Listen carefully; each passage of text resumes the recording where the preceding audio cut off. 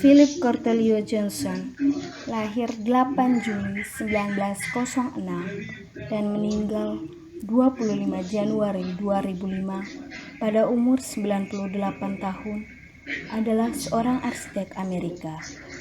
Ia dikenal dengan karya-karya arsitektur modern buatannya yang meliputi Glass House di New Canaan, Connecticut, dan karya-karya arsitektur pasca modern, terutama 550 Madison Avenue yang dirancang untuk AT&T dan 190 South LaSalle Street di Chicago. Pada tahun 1978, ia dianugerahi American Institute of Architects Gold Medal dan pada tahun 1979 penghargaan Pritzker pertama. Sebelum merintis karir sebagai seorang arsitek, Philip Johnson bekerja sebagai seorang kritikus, penulis, sejarawan, dan direktur museum. Philip Johnson meraih gelar AB dalam sejarah arsitektur di Universitas Harvard karena tertarik pada sejarah dan filsafat serta karya Prasokrates. Setelah beberapa tahun menjabat sebagai seorang direktur utama Museum Seni Modern di Departemen Arsitektur pada tahun 1994, Philip Johnson ingin menetap di New Canaan, Connecticut untuk tesis dan memperoleh gelar masternya. Pada tahun 1928, ia bertemu dengan Ludwig Mies van der Rohe, seorang pembangun pavilion asal Jerman. Pertemuan tersebut menjadi titik tolak hubungan persahabatan dan rekan kerja. Seiring berjalannya waktu, Philip Johnson dipercaya untuk mendesain sebuah landmark di Museum Seni Modern. Bangunan ini kemudian menjadi sarana perkenalan bangunan modern pada masyarakat Amerika.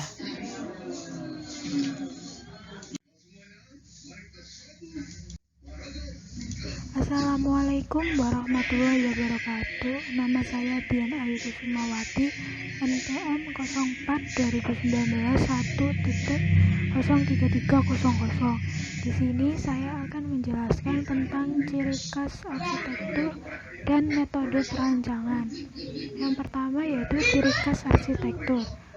Arsitek Philip Johnson sangat suka memberikan sentuhan kaca dan kristal. Sebaliknya, ia kurang menyukai sentuhan metal. Dan yang kedua, hasil karya arsitektur Philip Johnson merupakan perpaduan antara dua tren seni di Amerika, yaitu serius dan minimalis. Contohnya seperti bangunan The Woodhouse, Bedford Village, New York. Itu adalah perpaduan antara dua tren seni di Amerika, yaitu serius dan minimalis. Dan bangunan yang memberikan sentuhan kristal, misalnya Crystal Cathedral Garden Grove, California, dan banyak menggunakan sentuhan kaca, misalnya The Glass House, New Canaan, Connecticut.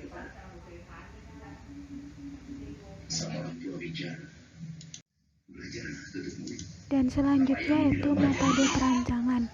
Philip Johnson menggabungkan unsur gaya klasik untuk menciptakan sesuatu yang baru dan asli. Dan yang terlihat jelas ketertarikan dia hubungan antara arsitektur, skulptur, dan ornamen tradisional. Contoh bangunannya yaitu Glass House Sculpture Gallery.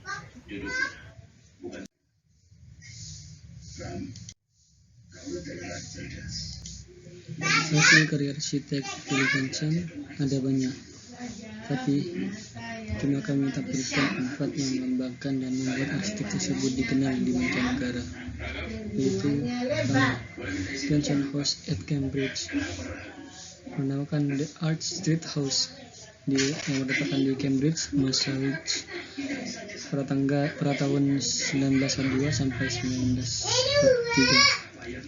Yang kedua, Wood atau Damura House yang disebutkan The Woodhouse yang bertempat di Bedford Village, New York pada tahun 1946. Yang ketiga, Johnson House, yaitu The Glass House, New Canaan, Connecticut pada tahun 1949. Yang keempat, yang baru saja pada 2010, yaitu Interfaith Peace Chapel on the Cathedral of Hope Campus yang bertempat di Dallas, Texas.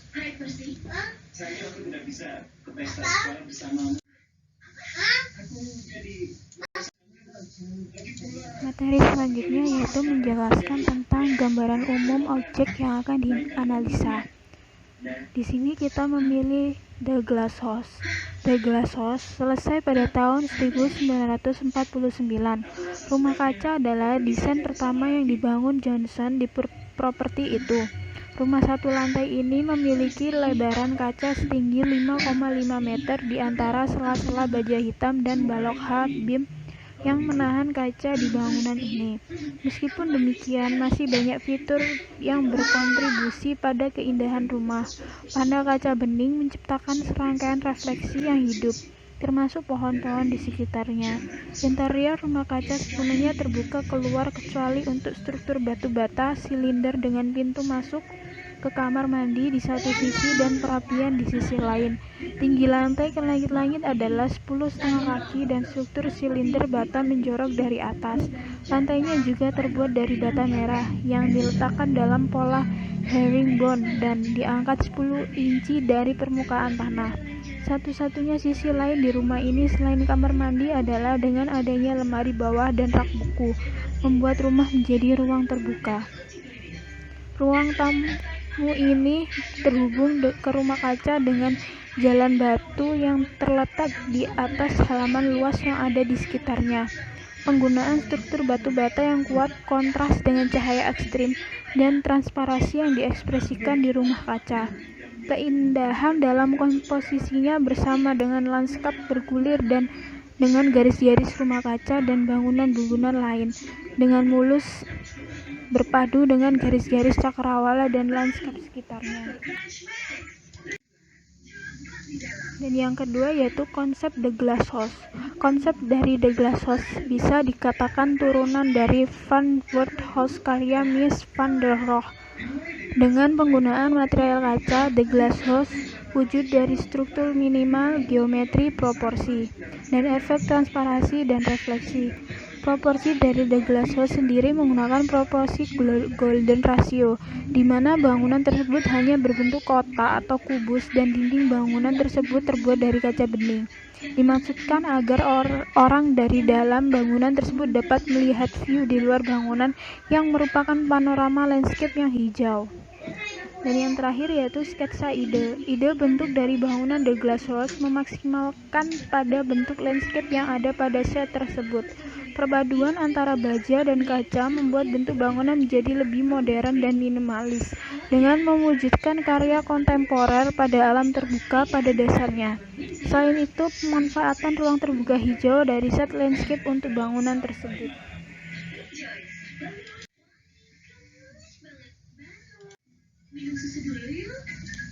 Titik adalah bagian kecil dari suatu objek geometri yang menempati suatu tempat yang tidak memiliki panjang, lebar, dan tinggi. Untuk menyatakan letak sebuah titik dalam ruang, titik harus diproyeksikan menjadi sebuah unsur linier seperti tiang, kolom, balok, menara, dan lain-lain. Dalam bangunan glass house, titik berada di sudut ruangan yang bisa kita lihat pada gambar di samping. Garis adalah bentuk geometri yang dilukiskan oleh sebuah titik yang bergerak. Garis yang memiliki satu dimensi yaitu panjang. Dalam bangunan glass house, garis adalah sebagai penghubung antara bentuk satu dengan lainnya. Garis vertikal yang seperti pada bangunan glass house itu membentuk sebuah kolom yang berfungsi menopang dari sebuah bangunan tersebut. Garis horizontal yang dengan seperti itu dari sebuah bangunan glass house itu sebagai plat lantai yang berfungsi untuk alas dari sebuah bangunan, dan balok yang berfungsi untuk menyatukan serta kokoh sebuah bangunan.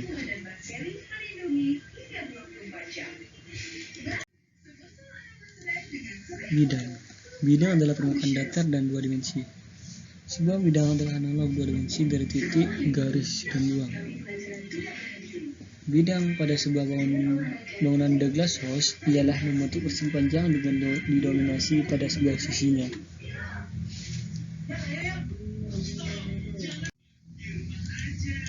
Ruang. Ruang adalah wadah yang meliputi ruang darat, laut, dan ruang udara. The Glass House termasuk ruang di dalam bumi sebagai satu kesatuan wilayah tempat manusia dan makhluk lain hidup. Rumah ini memiliki program ruang yang lengkap, seperti dapur, area makan, ruang keluarga, area tidur, kamar mandi, dan pintu masuk utama. Bisa kita lihat pada denah tersebut. Di bagian tengah yaitu ruang keluarga, di bagian kiri area makan, dan di kanan area tidur. Dan tabung yang dijadikan kamar mandi dan perapian. Bentuk ialah suatu titik temu antara ruang dan massa. Bentuk juga merupakan penjabaran geometris dari badan semesta bidang yang ditempati oleh alat tersebut, yaitu ditentukan oleh batas-batas terluarnya, namun tidak bergantung pada lokasi dan orientasinya terhadap bidang semesta yang ditempati. Bentuk yang terlihat pada sebuah bangunan The Glass House ialah persegi panjang lalu bertransformasi ke sebuah balon dengan ciri khasnya sendiri. Walaupun bangunan ini memiliki sebuah kontainer, tapi gunanya adalah jika dilihat dari dekat lagi, karena jika dilihat sebentar dari jauh, maka seperti bangunan kontainer.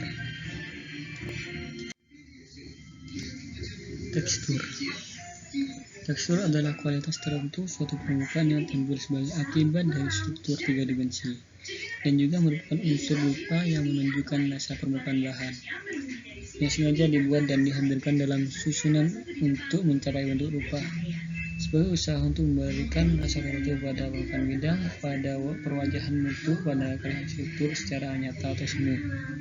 Pada bangunan The Glass House ini memiliki struktur yang licin, karena materialnya dinding sebagian besar terbuat dari kaca, namun kaca tersebut kuat.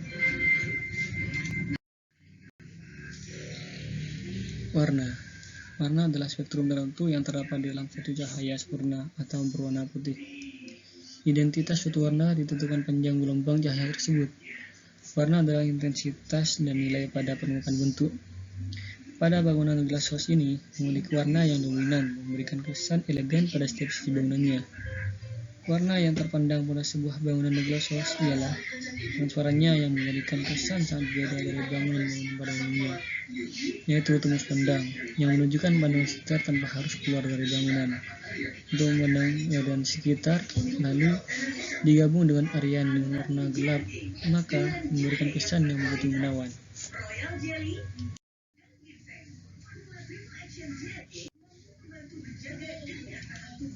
Bagian atas adalah seluruh bagian bangunan yang berada di permukaan atas.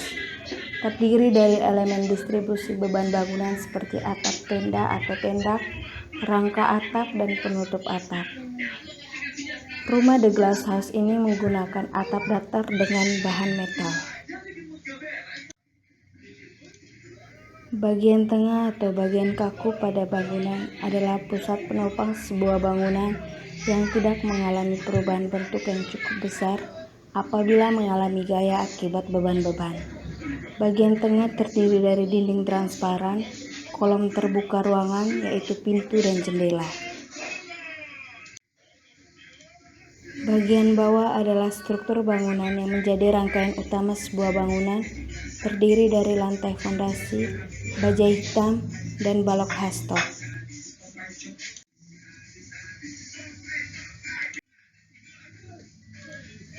Proporsi dalam arsitektur adalah hubungan antara bagian dari suatu desain dan hubungan antara bagian dengan keseluruhan.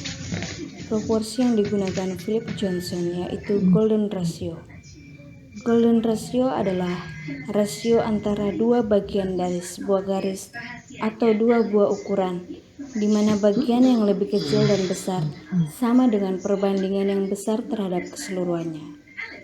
Dalam bangunan The Glass House memiliki proporsi bentuk yang seimbang antara bentuk sebelah kanan dan kirinya jika dibagi dua di tengahnya. Skala dalam arsitektur menunjukkan perbandingan antara elemen bangunan atau ruang dengan suatu elemen tertentu yang ukurannya sesuai dengan manusia. Skala pada bangunan ini sudah sesuai dengan standar yang telah diketahui, seperti pada perabot pendukung yang ada dalam bangunan dinilai masih cukup tenggang ataupun luasa dalam pergerakan manusianya. antropometri manusia dengan bangunan dinilai sudah cukup pas. Ini dikarenakan proporsi dari manusianya yang pergerakannya leluasa dalam bangunan tersebut. Pada skala ini juga didapat skala visualnya, antara lain perabot yang satu dengan yang lainnya. Dilihat dari skala perabot yang dipakai dalam bangunan ini, pengguna memiliki ruang gerak yang cukup, sehingga tidak adanya kesempitan dalam ruangan tersebut. Tentunya ini sudah sesuai dengan tingkat kenyamanan untuk pengguna tempat tersebut, yang dinilai cukup minimalis pada suatu bangunan, sehingga untuk skala manusia sudah proporsional.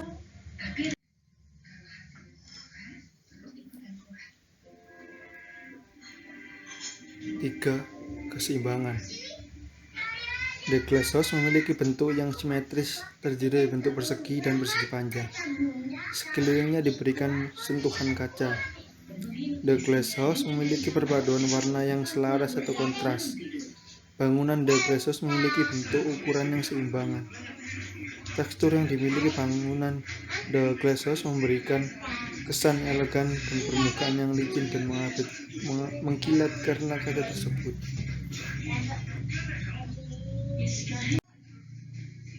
4. Komposisi. Bangunan The glass house memiliki susunan komposisi yang terdiri dari persegi dan persegi panjang. Pada bangunan ini memiliki bentuk sama dan ukuran yang berbeda. Memiliki perpaduan warna yang selaras antara bentuk satu dengan bentuk yang lainnya, serta memiliki material yang berbeda.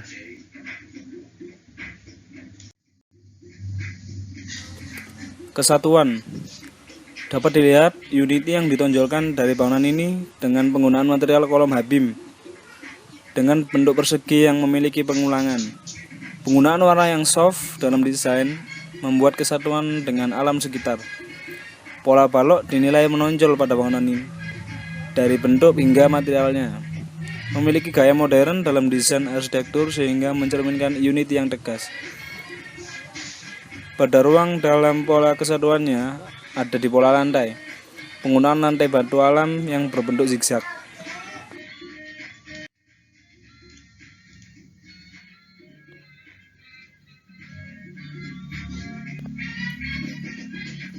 Ritme atau irama. Dalam desain arsitektur, yang dimaksud ritme adalah penataan dari sebuah elemen yang harmonis.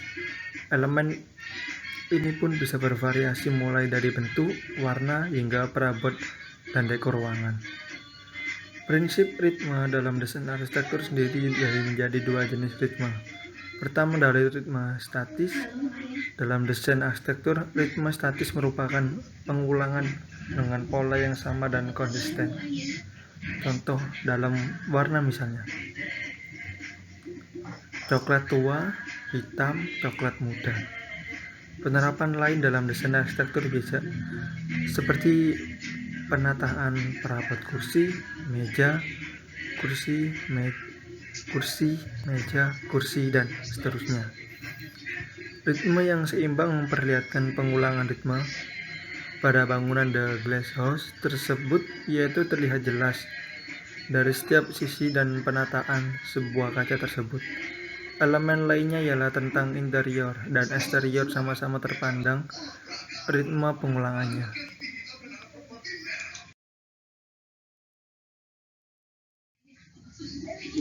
7.